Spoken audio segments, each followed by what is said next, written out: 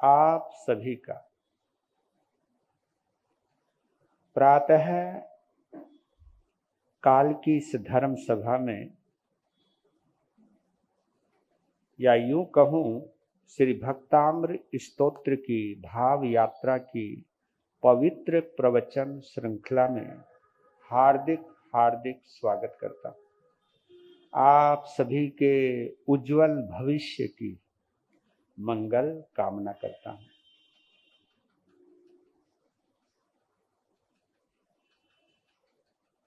एक बार पुनः हम सभी जो इस आंगन में सुशोभित हैं, या जो भी ऑनलाइन सिस्टम पर अपने अपने आंगन में विराजित हैं,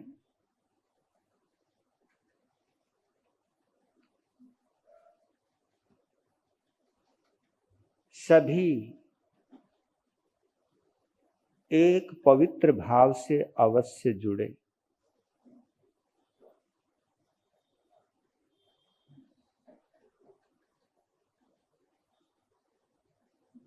कि मैं कितना खुश नसीब हूं कि मैं अपने प्रभु के करीब हूं।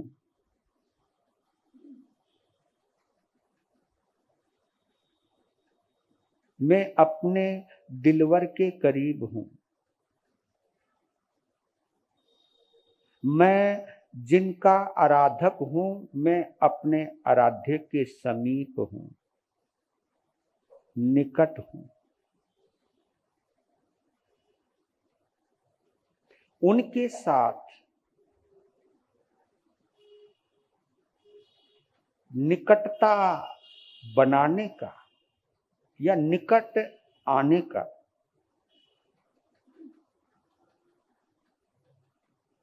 बिना पुण्य कर्मों की अनुमति के तो नहीं हो सकता था।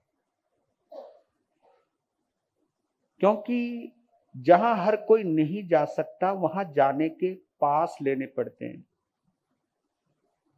अनुमति लेनी पड़ती है। जो सार्वजनिक स्थल नहीं है, वहां जाने के लिए अनुमति पत्र लगता है, जिसको हम पास कहते हैं।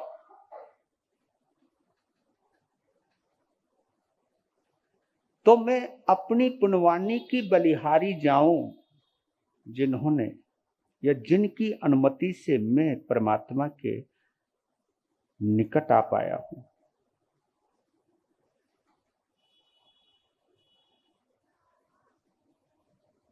ये निकटता ही मेरे सबसे बड़े सौभाग्य का प्रतीक है। इसको कहते हैं सौभाग्य, इसको कहते हैं अहोभाग्य। पदार्थों की प्राप्ति भाग्य से होती है, लेकिन परमात्मा की प्राप्ति सौभाग्य से होती है। जिनमें ये भाव गहन होते जाते हैं, यही हमारा अहोभाग्य होता है। इसी को कहते हैं अहोभाग्य, यानी अपने भाग्य की अनुमोदना करना। अहोभाग्य, ये ही मेरा अहोभाग्य है कि मुझे इस भौतिकवादी युग में, इस पदार्थवादी युग में, जहां पदार्थ सबसे बड़ा मैटर करता है, इस पंचम आर्य को हम पदार्थवादी युग कहते हैं, जहां पदार्थ पहले स्थान पर रहता है। परमात्मा, मेरे ख्याल, मुझे लगता है, हो सकता है गलत हूं, पंचम आरा उसको कहते हैं जहां पदार्थ सबसे ऊपर, दूसरे नंबर पर परिवार, मित्र कुटुंबीजन, और तीसरे नंबर पर बेचारा परमात्मा। इसको कहते हैं पंचम आरा। चौथे आरे में सबसे ऊपर परमात्मा, फिर उसके बाद परिवार, और फिर उसके बाद पदार्थ। बस यही तो बदला, यही एक परिवर्तन है। और इस परिवर्तन ने बहुत कुछ बदल दिया। नहीं तो कभी एक समय ऐसा भी था जब परमात्मा सबसे ऊपर रहता था, हमारी प्रायोरिटी के ऊपर रहता था। अब परमात्मा हमारी सुविधा के ऊपर रहता है। हाँ, मौका लगेगा तो आ जाएंगे, समय मिलेगा तो चले जाएंगे, इसको हम सुविधा कहते हैं। यानी परमात्मा के पास आने के लिए हमें सुविधा चाहिए। और कई लोग तो बड़े कमाल के होते। एक आदमी कई दिनों के बाद आया, मैंने पूछा भाई कमाल हो गया, आप बहुत दिन के बाद याद आई? न कि बस गुरु महाराज खाली बैठे थे, सोचा कि चलो गुरु महाराज के पास ही हुई आए। और मैंने माथा पकड़ा, अरे मैं बड़ा बोलिया, अब कम से कम थोड़ी बहुत इज्जत तो रख लेता। ये तो कह देता कि तुम्हारी याद आ रही थी इसलिए आ गया। ये तो ना बोल, हम कोई टाइम पास है? टाइम पास करने आए हो हमारे पास है ना? कभी कभी हम लोग कैसी कैसी अजीब बातें कर जाते। वैसे कई बात हमें आईना दिखाई देते हो आप लोग, हमें भी पता लग जाता है। कभी कभी हम भी उछल रहे हो ना, तो ये हमारी गुब्बारे की हवा में पिन डालने वाली बात है, और डालना भी चाहिए, क्या मतलब है। पर लेकिन एक बात कह रहा हूं, ये पंचम आर्य का चमत्कार है कि परमात्मा पता नहीं कहां पड़ा हुआ है। आपकी सुविधाओं पर आपके गुरु महाराज हैं, आपके धर्म स्थान हैं, आपकी प्रायोरिटी के ऊपर क्या है, इससे पता चलता है कि वो चीज महत्वपूर्ण है। लीजिए, आज का श्लोक बड़ा अद्भुत है, और आज के बाद इस भक्तामर की भाव यात्रा प्रवचन श्रृंखला को कुछ दिनों के लिए, 7-8 दिनों के लिए, 8-9 दिनों के लिए विराम मिलेगा। फिर भगवान अरिष्टनेमी और परमात्मा महावीर के युग में विचरण करेंगे, उनके समय की यात्रा करेंगे। श्री अंतगढ़ सूत्र के माध्यम से आज के इस श्लोक में प्रवेश करें। एक प्यारा सा गीत है, भावों के साथ गाइएगा, भावों के साथ। शरण में आए हैं हम तुम्हारी, शरण में आए हैं हम तुम्हारी, दया करो है दयालु भगवन, दया करो है दयालु भगवन, शरण में आए हैं हम तुम्हारे, शरण में आए हैं हम तुम्हारे, दया करो दयालु भगवन, दया करो दयालु भगवन, संभालो बिगड़ी दशा हमारी। ये आज की भाषा है, लेकिन एक्चुअल क्या होना चाहिए? संभालो बिगड़ी दिशा हमारी, संभालो बिगड़ी दिशा हमारी, दया करो है दयालु भगवन, दया करो है दयालु भगवन, शरण में आए हैं हम तुम्हारे, शरण में आए हैं हम तुम्हारे, दया करो दयालु भगवन, दया करो दयालु भगवन। न हम में बल है न हम में शक्ति, न हम में साधन न हम में भक्ति, न हम में बल है, न हम में शक्ति, न हम में साधन, न हम में भक्ति। तुम्हारे दर के, तुम्हारे दर के है हम भिखारी, तुम्हारे दर के है हम भिखारी। दया करो है दयालु भगवन, दया करो है दयालु भगवन। शरण में आए हैं हम तुम्हारे, शरण में आए हैं हम तुम्हारे। दया करो दयालु भगवन, दया करो है दयालु भगवन। प्रभु जी विनती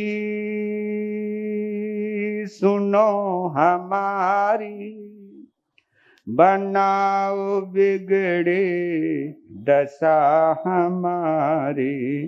प्रभु जी विनती सुनो हमारी, दिशा दिखाओ हमको दिशा हमारी। निराश्रितों के तुम आसरा हो, निराश्रितों के तुम आसरा हो। दया करो है दयालु भगवन, दया करो है दयालु भगवन। शरण में आए हैं हम तुम्हारे, शरण में आए हैं हम तुम्हारे। दया करो है दयालु भगवन, दया करो है दयालु भगवन। तो प्रभु प्रदान कर दो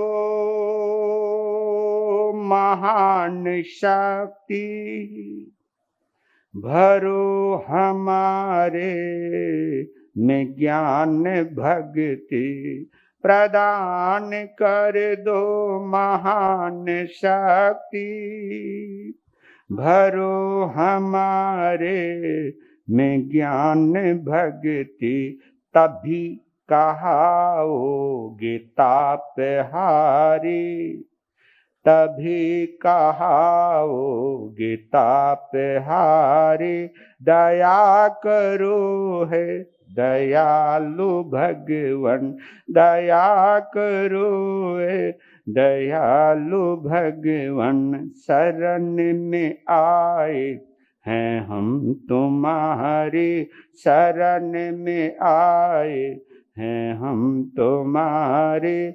दया करो है दयालु भगवन, दया करो है दयालु भगवन, दया करो है दयालु भगवन।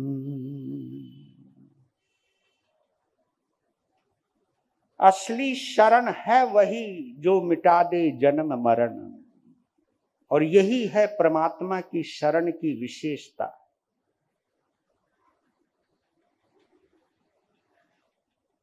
आत्म भावों की अनुभूति हमें जन्म मरण से मुक्त करने की दिशा की तरफ लेकर के जाती है। आत्म भाव की अनुभूति ही परमात्मा की असली सच्ची भक्ति कहलाती है। इसी को भक्ति कहते हैं, आत्मा की अनुभूति।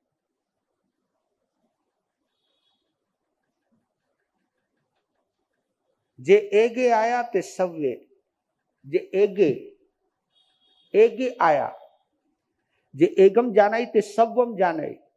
जो एक को जानता वो सबको जानता है। ये भगवान ने ऐसे ही नहीं कहा। जो आत्मा को जान लेता है वो पूरे ब्रह्मांड को जान सकता है, क्योंकि आत्मा के अभाव में हम ब्रह्मांड की कल्पना नहीं कर सकते और ना ही आत्मा के अभाव में हम ब्रह्मलोक की कल्पना कर सकते। जहां आत्मा रहती है उसे हम ब्रह्मांड कहते हैं और जहां परमात्मा रहता है उसे हम ब्रह्मलोक कहते हैं। मनुष्य लोक उसको कहते हैं जब मनुष्य रहते हैं, देवलोक उसको कहते हैं जब देवता रहते हैं, जहां नारकीय उसे हम नरक लोक कहते हैं, लेकिन जहां परमात्मा रहता है उसे हम ब्रह्मलोक कहते हैं। ब्रह्मांड ब्रह्म से बना है, हम सब ब्रह्मांडवासी हैं और इस पूरे ब्रह्मांड के अंदर देवलोक भी आ गया है, मनुष्य लोक भी आ गया है, अधोलोक भी आ गया है। ये सब ब्रह्मांड का हिस्सा है और इस ब्रह्मांड के ऊपर जो है वो ब्रह्मलोक है, जिसे हम मुक्ति कहते हैं, जिसे हम सिद्ध शिला कहते हैं। और ये हमारा सौभाग्य है कि इस मध्य लोक में, क्योंकि आज इसका जिक्र आने वाला है आज के श्लोक में, कि इस मध्य लोक में हम ब्रह्मलोक में विराजमान परमात्मा से अपने आत्मीय संबंध स्थापित कर रहे हैं। आत्मा से जुड़ रहे हैं, क्योंकि परमात्मा से जुड़ने का एक ही माध्यम है, वो आत्मा। इंद्रियों से आप जुड़ नहीं सकते, मन का वो विषय नहीं है। परमात्मा से डायरेक्ट अगर कोई जुड़ा है तो वह आत्मा से जुड़ सकता है। मन से जुड़ेगा तो कुछ ना कुछ मिलावट लेके जुड़ेगा, क्योंकि मन तो दुनिया का है, मन तो इस संसार का है। जुड़ेगा तो भिखारी बन के जुड़ेगा, हे भगवान दे देना। देखो ये मन तुम्हें भिखारी बना करके ले जाता है परमात्मा के पास, लेकिन आत्मा तुम्हें सम्राट बना करके लेके जाती है परमात्मा के पास।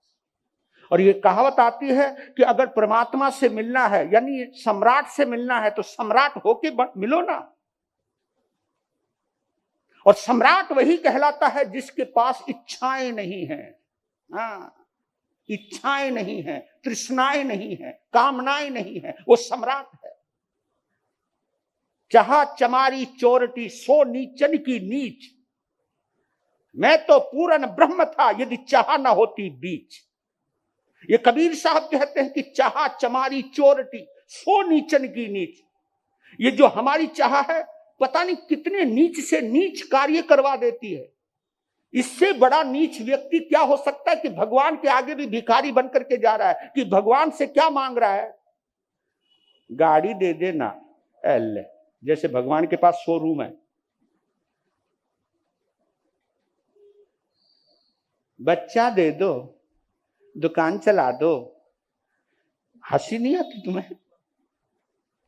क्या मांगते हो? तो वो भगवान सोचा था यार, क्योंकि हर भक्त को अपनी तरफ आते हुए देख के भगवान सोचता है ये तो कम से कम सम्राट होगा, यानी मेरे जैसा होगा। जैसे वो भीख मांगता, तेरा ये भी वही हुआ। एक बार अकबर बादशाह एक बार भटक गया, जंगल में भटक गया, प्यास लगी जोरों से, तड़फ गया, तड़फा इतना कि वो एक बूंद को तरस गया। भटकता तड़पता पहुंच गया एक झोपड़ी के पास। अंदर बैठा एक किसान को देखा कि देखो ये प्यास किस तरह भिखारी बनाती है। बादशाह को, ए भाई पानी की एक बूंद है क्या? देखा कि बहुत प्यासा है, आया और तुरंत मटके से जल निकाला और उसे शीतल जल पिलाया। शीतल जल पीती इतना उसे चैन आया, इतना आनंद आया, इतनी खुशी हुई। उस किसान पर उसे दिल आया, क्योंकि पहली बार बादशाह को लगा कि ये बंदा जीवन दाता है। इसने मुझे पानी नहीं पिलाया बल्कि मुझे जीवन दिया है। वो इतना प्रसन्न हो गया, कहा कि मैं यहाँ का बादशाह हूं, तो कभी जरूरत हो तो जरूर मेरे पास आना, हम तुम्हारी ख्वाहिश पूरी करेंगे। आज तुमने हमको पानी पिलाया, हम भी तुम्हें कुछ ना कुछ देंगे। तो एक दिन जरूरत पड़ गई, किसान पहुंच गया, तो वहां उस वक्त नमाज का वक्त था और भगवान के आगे यूं कर रहा था, नमाज की एक मुद्रा यूं। किसान ने देखा ये तो भगवान से कुछ मांग रहा है, ओहो, ये भाई जिससे ये मांग रहा तो मैं भी तो उसी से मांग लूं, मैं इससे क्या मांगूंगा, इससे क्या मांगना। जो ये बादशाह जो कहता मैं ये दे दूंगा वो दे दूंगा, वो खुद किसी और से मांग रहा है, यानी ये भी खुदा से मांग रहा है, ये भी भगवान से मांग रहा है। जिससे ये मांगता है तो मैं उससे मांगू, इससे क्यों मांगू। भिखारी भिखारी को क्या दे सकता है। तो आप ये मान करके चलिए कि बादशाह से वही मिल सकता है। इसलिए कहते कि महावीर को समझना हो तो महावीर बनना पड़ता है, राम को समझना हो तो राम बनना ही पड़ेगा। राम बने बिना राम को समझ नहीं पाओगे। आत्म भाव में आए बिना परमात्मा को समझ नहीं पाओगे। इसलिए बोला कि ये जो मन है ना, मंदिर में मन से जाओगे कुछ ना कुछ मांगोगे, आत्मा से जाओगे तो उसका थैंक यू करके आओगे। देखो क्या बात बोली, क्या बोला मैंने अभी। मन से जाओगे, वो चाहे कितना भी दे दे और मांगोगे, और जब आत्मा से जाओगे तो उसका धन्यवाद करके आओगे कि जितना भी दिया है तुमने मेरी औकात से ज्यादा दिया है, धन्यवाद तुम्हारा। यह है बादशाही मिजाज, जो मांगने नहीं जाता देने जाता, भगवान को भी देने जाता है। धन्यवाद दिया, ये दिया है, लिया नहीं। भिखारी बन के नहीं गया, बादशाह बन के गया है उसके दरवाजे पर। तो आज हम श्लोक का उच्चारण करें। तोभ्यम नमः त्रिभुवनार्तिहराय नाथ। 26वां श्लोक है। बोलिए श्री आदिनाथ भगवान की। तोभ्यम नमः त्रिभुवनार्तिहराय नाथ। तोभ्यम नमः क्षितितला मलभूषणाय।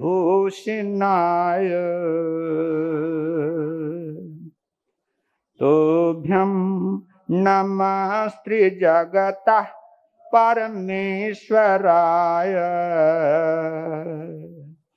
तोभ्यम नमो जिह्वव दधिशोषणाय। तोभ्यम नमो जिह्वव दधिशोषणाय। तोभ्यम नमस्त्री जगतः।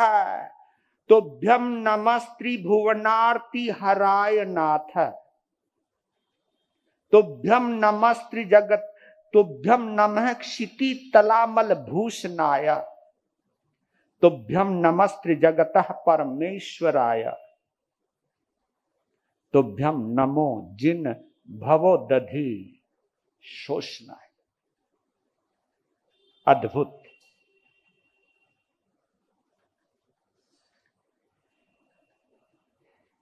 याद रखना एक बात,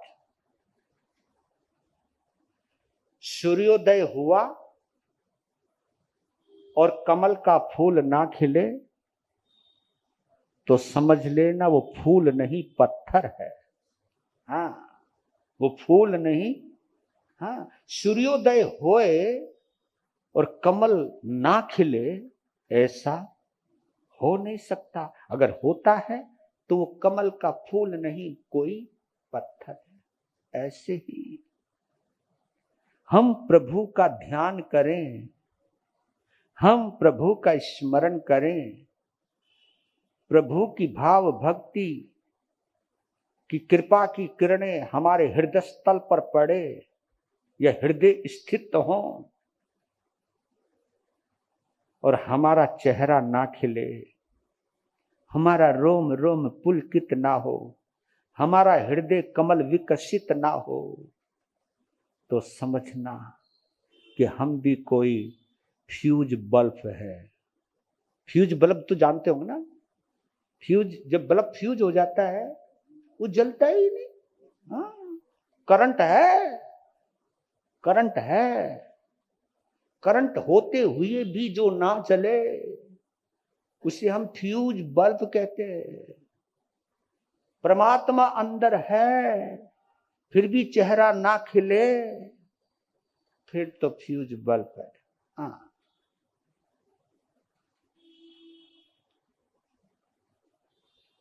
उसकी कृपा में कोई कमी नहीं है। बस हमारा बर्तन ही उल्टो पड़ो है। बरसात चाहे कितनी होवे, लेकिन बर्तन अगर उल्टा है तो उसमें एक बूंद भी नहीं आ सकती। आपकी छोटी सी कटोरी भी अगर सीधी है तो वो भी भर जाएगी। बस सीधे हो जाओ, उल्टे मत रहो। हम सब उल्टे हो जाते हैं। और बताऊं आपको, जो कषाय हैं, जो विकार हैं, वो हमें उल्टा ही करते हैं। जो संभाव है, जो सद्भाव है, जो मैत्री भाव है, वो हमें सीधा करते हैं।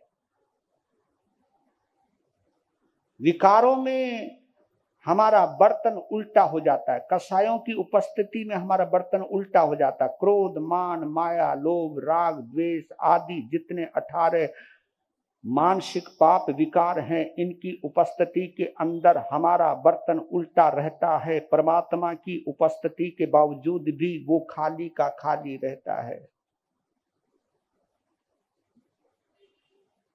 तो एक बार जरूर याद करना, हम कहीं फ्यूज बल्ब तो नहीं है। करंट फुल है लेकिन फिर भी जल नहीं रहे। बिजली में कोई कमी नहीं, पावर में कोई कमी नहीं, हमारे बल्ब में ही कमी है। तो यही बोल रहे हैं कि तुभ्यम नमस्त्रि भुवनार्ति हराय नाथ। ये नमन कर रहे हैं, नमन। तुभ्यम नमः, इसका मतलब है तुभ्यम नमः। तुभ्यम यानी तुमको नमस्कार करता हूं, तुभ्यम नमः। क्योंकि नमन से ही आत्मा परमात्मा के अस्तित्व का अनुभव करती है। नमन इसलिए महत्वपूर्ण बतलाया गया। नमन, नमन यानी झुकना। नमन ही परमात्मा के अस्तित्व का अनुभव करने की कला सिखाता है। इसलिए हमारा एक ही मात्र महामंत्र है, और उस महामंत्र का नाम भी नमस्कार महामंत्र है। नमोकार मंत्र कहते हैं। नमोकार का मतलब देखो, नमोकार प्राकृत का शब्द है और नमस्कार संस्कृत का शब्द है। दोनों में कोई अंतर नहीं। नमस्कार कहिए या नमोकार कहिए। नमोकार, इसका मतलब यह भी है कि जब हमारा आकार नमन करता है, पर लेकिन दो आकार हैं हमारे पास। एक शरीर का आकार है और एक मन का आकार है। मन जब झुकता है ना, आप ये देखिए, आपकी बाल्टी में कुछ भी गंदगी है, उस गंदगी को निकालने के लिए उस बाल्टी को झुकाना तो पड़ेगा। अगर गंदगी को निकालने के लिए भी झुकाना पड़ेगा और अमृत भरने के लिए भी झुकाना ही पड़ेगा। कई लोग कहते हैं कि महाराज आजकल तो ठूठी का जमाना आ गया, ठूठी का, हाँ, नलके का जमाना आ गया, नलके के नीचे लाना पड़ता, बाल्टी को झुकाने की जरूरत नहीं। मैंने कहा कि बेशक तू बाल्टी ना झुका, लेकिन आएगा तो नीचे ही। भाई नीचे आए बिना तो काम चले को नहीं, नीचे तो आना ही पड़ेगा। ये तो आपको और हमें मानना ही पड़ेगा। तो नमन एक ऐसी प्रक्रिया है जिस प्रक्रिया के आधार पर हम परमात्मा के संपूर्ण अस्तित्व का अनुभव कर सकते हैं। इसलिए नमस्कार महामंत्र बोला। जैन शासन की पहली कंडीशन है, पहली कंडीशन, पहली शर्त है ये, बिना झुके आप परमात्मा का अनुभव नहीं कर सकते। और कई करोड़ों बार नौकार मंत्र पढ़ लेते, 1.25 लाख बार नौकार मंत्र पढ़ लेते, फिर भी अकड़े हुए रहते हैं। अब बताओ जी, है ना? बेटे पूछा नौकर जी, हमने महामंत्र नौकार का 1.25 लाख बार जाप किया जी, 1.25 करोड़ बार जाप किया, और ऐसे बोल रहे जैसे जैसे वो जाप करता गया उतना उतना वो अकड़ता गया। भाई ये जो अकड़ है, ये जो पकड़ है, ये जो जकड़ है, ये अगर शिथिल नहीं हुई आपकी, क्योंकि याद रख लेना, आपकी बॉडी में जितनी फ्लेक्सिबिलिटी रहेगी ना, आप उतने ही निरोगी हो, और जितनी अकड़ाहट आ जाएगी ना, चलना मुश्किल हो जाएगा, आपका स्वास्थ्य ठीक नहीं रहता। फ्लेक्सिबिलिटी गुड हेल्थ का एक अच्छा उदाहरण है, आपके अंदर फ्लेक्सिबिलिटी होनी चाहिए। ये नमन वृत्ति जो है वो आपकी फ्लेक्सिबिलिटी है। फ्लेक्सिबिलिटी का मतलब है कि आप हर परिस्थिति को स्वीकार कर लिया।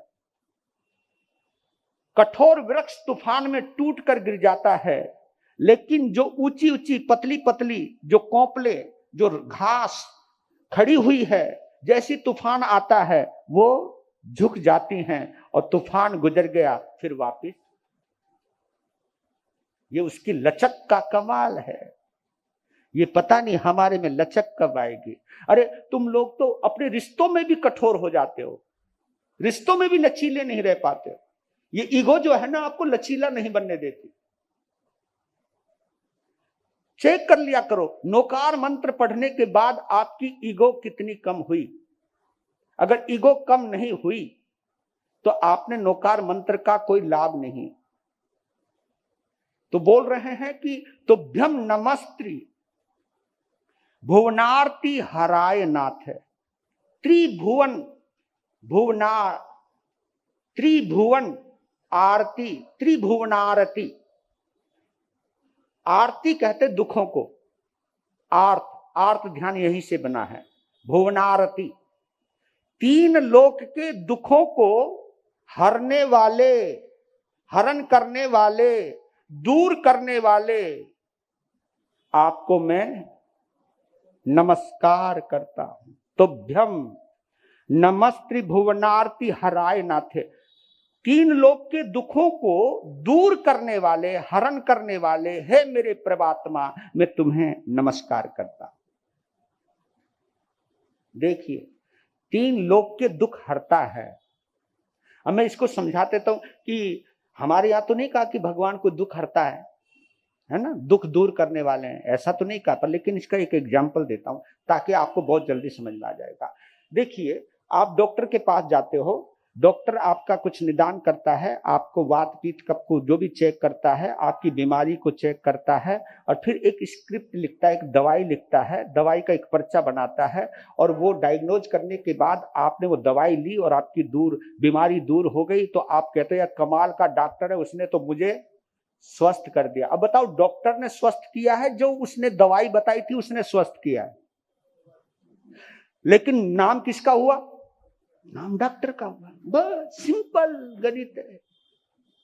भगवान तो हमें रास्ता बताते हैं, वो ये नहीं कहते, वो दावा नहीं करते तू मेरी शरण में आजा मैं तेरा दुख दूर कर दूंगा, तू मेरा नाम ले ले मैं तेरा दुख दूर कर दूंगा। तू भाई वो तो कहता है कि तू मेरे बेशक मेरा नाम ले, लेकिन तू तेरा दिल अगर मलिन है तो मैं क्या कर पाऊंगा।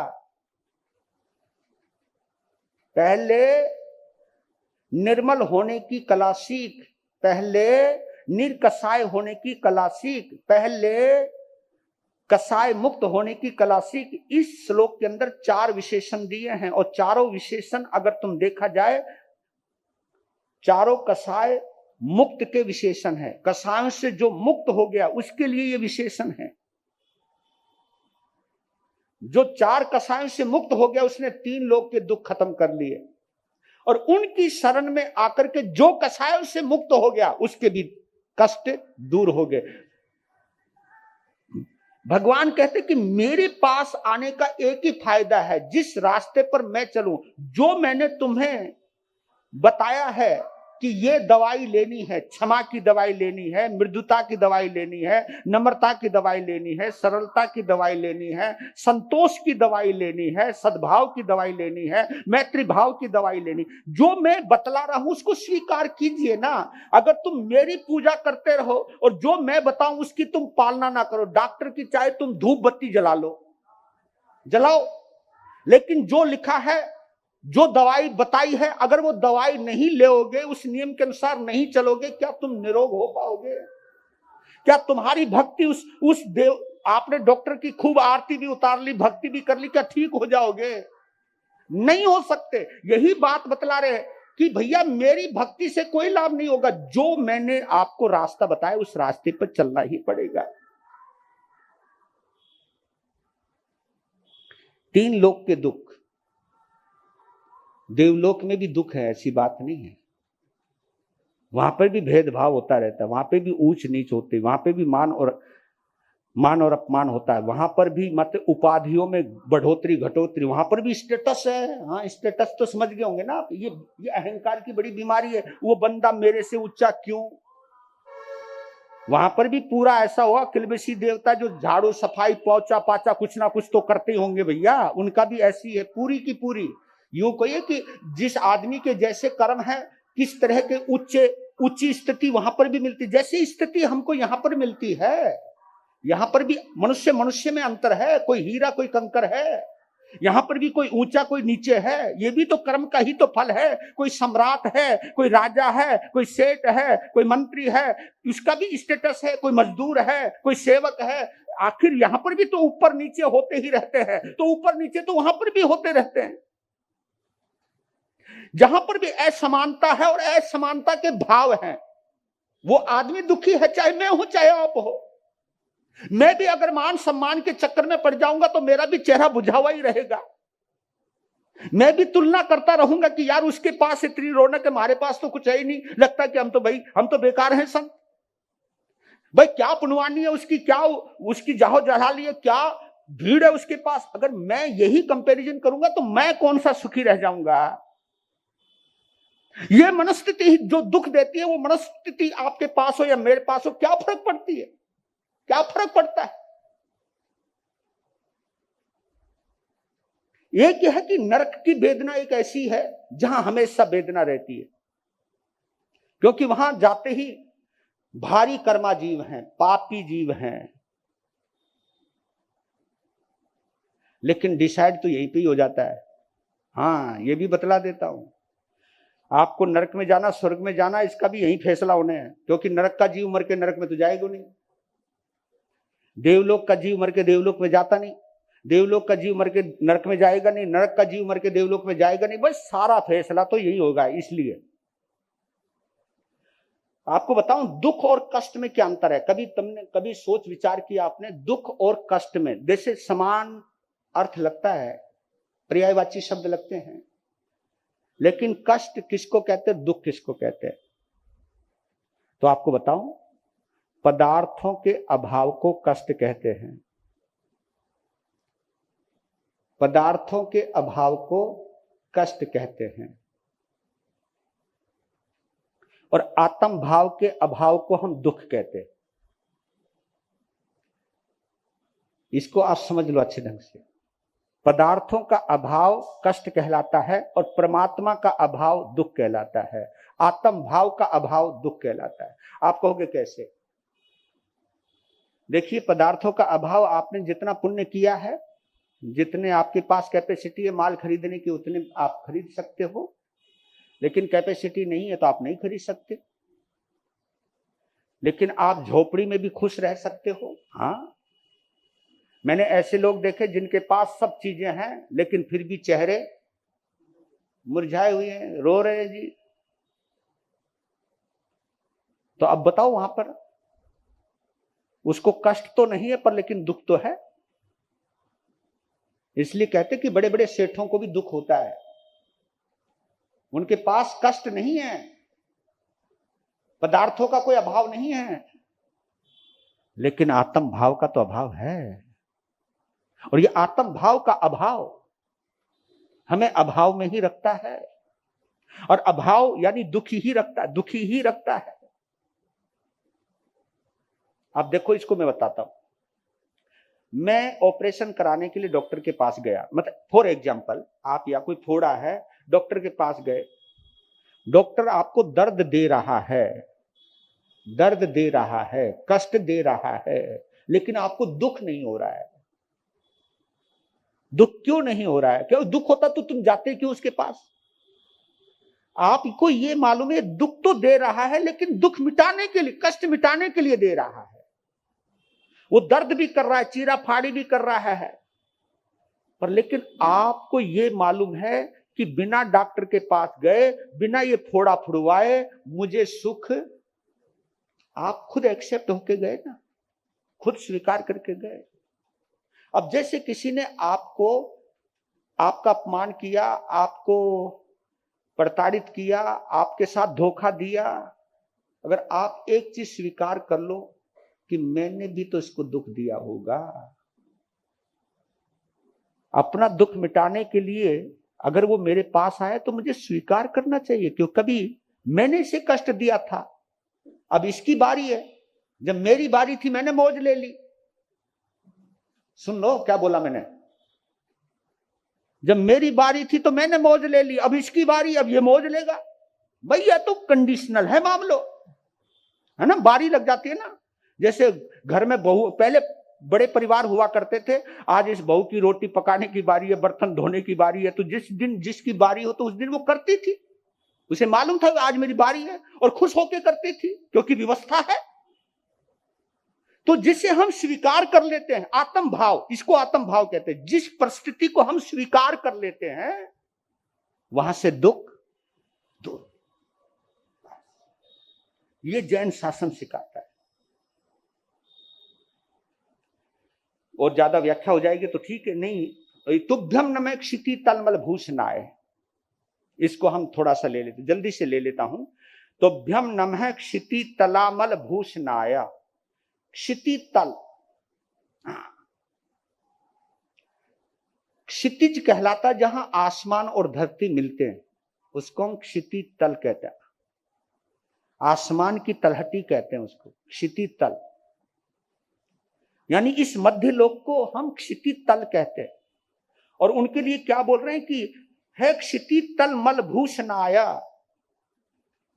अमल भूषणाया। विशेष व्याख्या नहीं कर पाऊंगा, पर लेकिन मैं अपना बतला देता हूं। एक शब्द होता है आभूषण, आभूषण, और एक शब्द होता है भूषण। इसको आप समझ लीजिए। यहां पर बोल रहे हैं क्षिति तल अमल भूषणाया।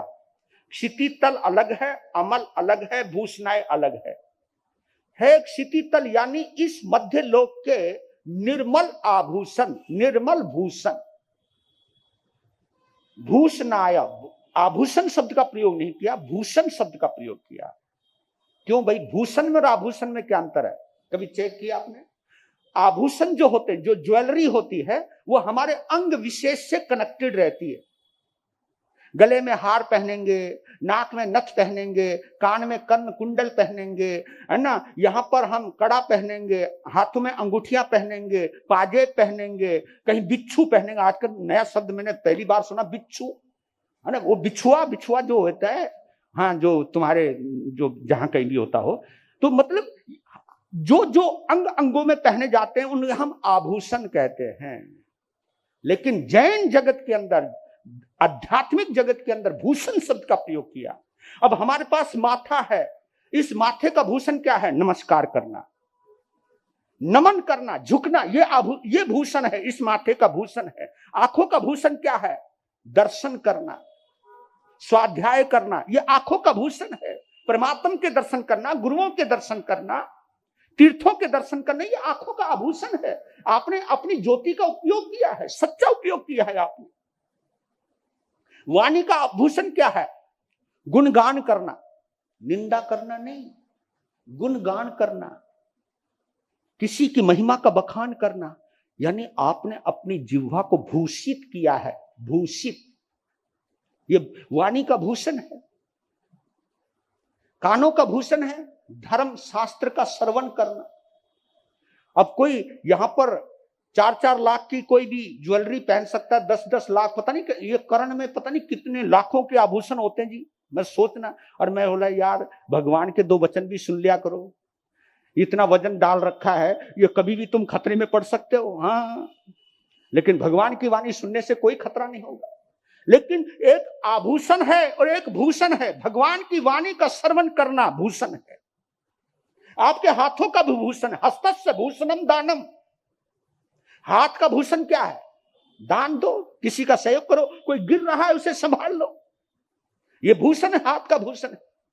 आपके कदम भी भूषित हो जाते हैं जब मंदिर की तरफ आते हैं, गुरुद्वारे की तरफ जाते हैं, धर्म स्थान की तरफ जाते हैं, किसी को बचाने के लिए जाते हैं, किसी को सहायता करने के लिए जाते हैं, किसी पीड़ित की पीड़ा मिटाने के लिए जाते हैं, तो आपके उस वक्त जो कदम होते हैं वो परमात्मा के कदम होते हैं।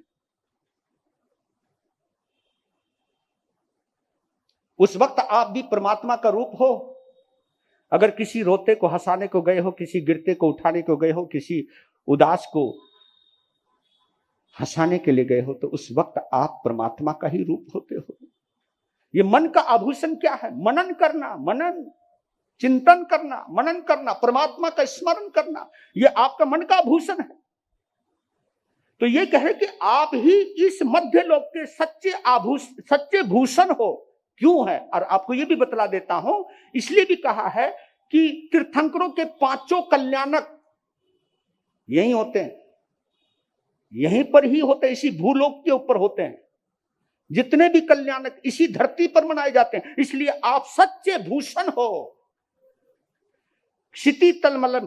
क्षिति तलामल भूषणाए, मैं नमस्कार करता हूं इस मध्य लोक के, इस मनुष्य लोक के सच्चे आभूषण में तुम्हें प्रणाम करता हूं। वाह।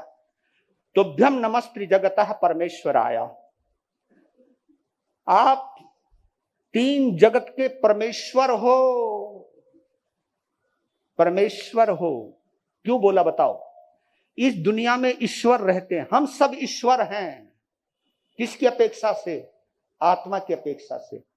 हम सब ईश्वर हैं, वो बस वो परमेश्वर है। क्योंकि हम 3 जगत का हिस्सा हैं, 3 लोक का हिस्सा हैं। लेकिन वो इस हिस्से से ऊपर उठ गए, इसलिए वो परमेश्वर बन गए। हम ईश्वर हैं। क्योंकि हम ईश्वर हैं, इसलिए हमारे पास भी परमेश्वर बनने की क्षमता, योग्यता, सामर्थ्य मौजूद है। इसलिए तो वो परमेश्वर, 3 जगत का परमेश्वर हमें कह रहा है कि तू कब आएगा? हे शेर, तू भेड़ बकरियों में कब तक रहेगा? तू अपने गौरव को भूल गया। वो कहानी सुनी होगी ना, जब एक शेर भेड़ बकरियों के बीच में पला तो धीरे धीरे वो भी भेड़ बकरी जैसा ही हो गया। लेकिन जब शेर ने देखा, जब वो पानी पी रहा था, दूसरी तरफ दूसरा शेर आ गया, कहा कि यार मेरा जैसा दूसरा कौन आ गया? जब देखा भाई, पर वो तो बेचारा डरपोक, भेड़ बकरियों की तरह डरपोक, तो उसने कहा पागल, तू मेरे वंश का है? हम भेड़ बकरी, हाँ, अभी मालिक आएगो डंडो मारेगो। अरे तू छोड़, एक बार आवाज कर। कैसी आवाज? देख जैसी मैं करता हूं। उसने वो आवाज करी, तो उसने भी जब आवाज करी और भेड़ बकरियां तो भाग गई, तो भाग गया, वो ग्वाला भी भाग गया। तो बोल रहे कि कब आएगा तू मेरे पास? तू मेरा ही वंश का है, ईश्वर है, परमेश्वर कब बनेगा? तो तुभ्यम नमस्ते जगतः परमेश्वर आया। 3 जगत के परमेश्वर में तुम्हें नमस्कार करता हूं। तुभ्यम नमो जिन भवो दधि शोषनाया। ये आखिरी में बोला, इसलिए बोला कि मैं तुम्हें नमस्कार करता हूं। जिन शब्द, जिन का मतलब है जीतने वाला। हमारी और तुम्हारी लड़ाई चल रही है, लेकिन इस लड़ाई में जो विजेता हुआ वो तीर्थंकर हो गया, वो केवली हो गया, वो अरिहंत हो गया। संत भी लड़ता है, श्रावक भी लड़ता है मोहनीय कर्म से, लेकिन हम उसके आगे हार जाते हैं, लेकिन वो जीत गए। लेकिन हमारे पास एक विशेषता है कि अब हम भी लड़ सकते हैं। ये हमारे तीर्थंकरों ने सिखाया। पर ये लड़ना तब जारी होगा, पहले अपनों से लड़ना छोड़ो। अपनों से लड़ना छोड़ो, अपने से लड़ना सीखो। क्या बोला मैंने अभी? अपनों से लड़ना छोड़ो, परायों से लड़ना छोड़ो, अपने से लड़ना से, अपने मोहनीय कर्म से लड़ना सीखो, अपने भेदभाव से लड़ना सीखो, अपने कसायों से लड़ना सीखो, अपने क्रोध मान माया लोभ आदि विकारों से लड़ना सीखो। लड़े तो वो भी हैं, लड़े तो हम भी रहे हैं, लेकिन हम अपनों से लड़ रहे हैं। लड़ भी रहे हैं, लड़ा भी रहे हैं। वो केवल लड़े हैं, लड़ाया नहीं। जो लड़ता है लड़ाता है वो इंसान होता है, जो केवल लड़ता है फिर जीत जाता है वो परमेश्वर होता है। लड़ने की कला तो तुम्हारे पास भी है, बस इसको कन्वर्ट करना है, इस लड़ने को कन्वर्ट करना है, इसको बदलना है, इसको इस दिशा को बदलना है। लड़ते हो बहुत अच्छी बात है, बहुत अच्छी बात है, लेकिन अपने से कब लड़ोगे? अपनी बुराइयों से कब लड़ोगे? अपने कसायों से कब लड़ोगे? वो लड़ना पता नहीं हमें कब आएगा। और हम सब उस परंपरा के सदस्य बन गए हैं जिन्होंने पदार्थों से भी लड़ना सीखा, मोहनीय कर्म से लड़ना सीखा, कर्मों से लड़ना सीखा, विशेष रूप से मोहनीय कर्म से लड़ना सीखा। और हम हैं कि मोहनीय कर्म के आगे हथियार डाल देते हैं। वो जैसा कहता वैसा हम नचते हैं। तुम वीर की संतान हो और सुनो, लड़ने का वक्त आ गया है। कल से ही, कईयों का तो आज से ही शुरू हो गया, क्योंकि मंदिर मार्ग की परंपरा के पहला दिन है प्रवाधिराज पर्युषण का। लेकिन कल से ये लड़ना है, अपनों से नहीं। हाँ, देखता हूं कितने सुधरोगे। हम भी लड़ेंगे, हम भी। मैं केवल आपको ही नहीं बोल रहा, मैं स्वयं से भी बातचीत कर रहा हूं। स्वयं से लड़ना सीखना है। कितने निर्मल होते हो और आगे क्या सुधार लाते हो। ये प्रवाधिराज पर्युषण आपके अंदर लाइफ टाइम के लिए क्या चेंज लेकर के आते हैं, ये देख लेना भैया। एक बात कहता हूं, उपवास करोगे तो खोलना पड़ सकता है ना। कोई 8 दिन का उपवास करेगा, कोई 10 दिन का उपवास करेगा, कोई 18 दिन का भी कर सकता है, कोई 1 दिन का भी कर सकता है। ऐसी आप ऐसे प्रत्याख्यान लेते हो जिसे खोल देते हो। जीवन के अंदर कोशिश करना इन 8 दिनों में ऐसे प्रत्याख्यान लेना जो कभी खोलना ना पड़े। ये प्रत्याख्यान ले सकते हो आप, खोलना ही ना पड़े। मैंने ये काम करना ही नहीं, मैंने ये खाना नहीं, ये पीना नहीं, ये बोलना नहीं। हाँ, ज्यादा गौर उसके ऊपर करो। मैंने ये बोलना नहीं, ये सोचना नहीं। अगर सोच लूं तो ये काम करना नहीं। अति कर्म को अतिचार तक जाने नहीं दूंगा, चाहे कुछ भी हो जाए। ये संकल्प लेना, ये है लड़ना अपने आप से। ये लड़ने की कला सिखाता प्रवाधिराज पर्युषण। इसलिए को प्रवाधिराज कहते हैं, क्योंकि ये आत्म स्नान का पर्व है। ये स्वयं को समझने का, समझाने का पर्व है। समय आपका